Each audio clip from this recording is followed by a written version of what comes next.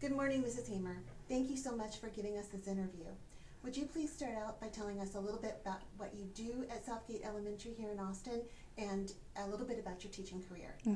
Yes, I started as a reading interventionist, and then I got a job at a small school working as a second, fifth, and third grade reading teacher, and then I also taught fifth grade science and sixth and seventh grade math.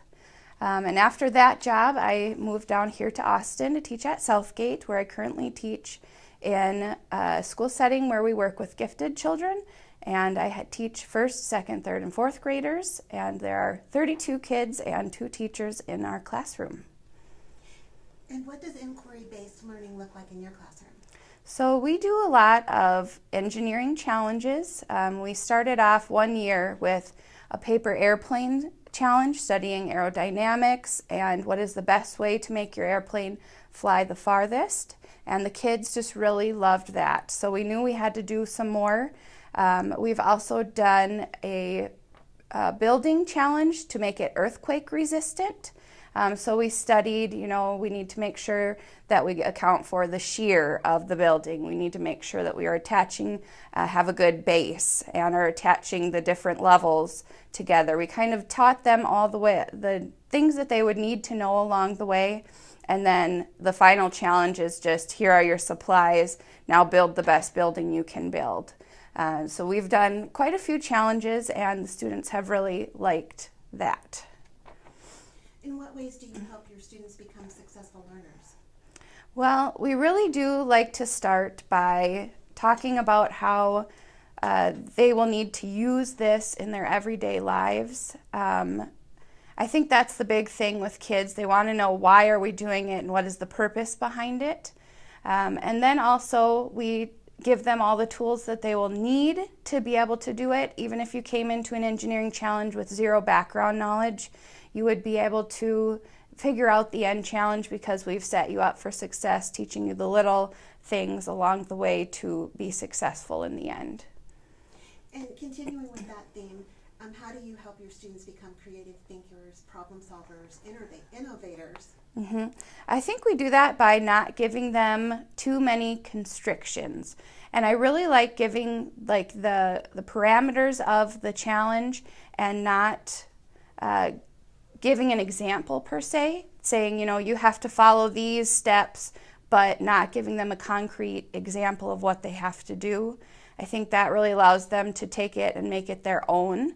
Also, with us having first, second, third, and fourth graders, we like to mix the groups together, and I think they all bring different ideas to the table, and we really make sure to let them be creative in their thinking.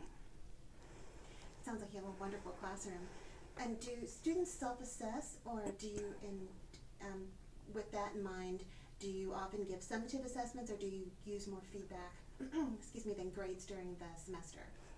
We don't really do a whole lot with grades. I've only started a little bit with math kids to get them ready for the next year because they are going to start getting grades on their test. But I've tried doing a lot of self-assessment, and I found that for some kids it really works well, and I'll continue doing that with them. Ask them, how did they understand? Do they need more help? And they're really able to understand, did they get it? Did they not get it?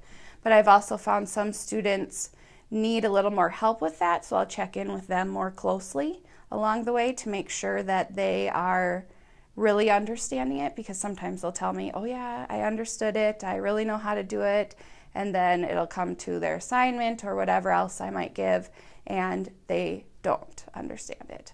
But I would say with our inquiry-based, like our engineering challenges, we do a lot of self-based assessment, and we'll walk around and see, how are you doing, and do you need extra help, and that sort of thing.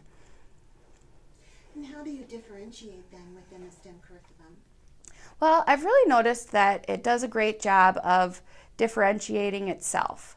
Everybody comes into the challenge bringing their own background knowledge, bringing everything, that they might know. And we even have some kids that will go home and do some research so that they can come in and bring new information to their group. But I really feel that, if you knew a lot about engineering buildings, that you would be able to bring a lot to your group and kind of deepen your understanding. Whereas if you're somebody who didn't really know a lot about engineering buildings, let's say, then they would really, learn a lot about that. So it's kind of, getting new information in and deepening understanding for those who already have a lot of information about that topic. That sounds great. Thank you so much. Mm-hmm.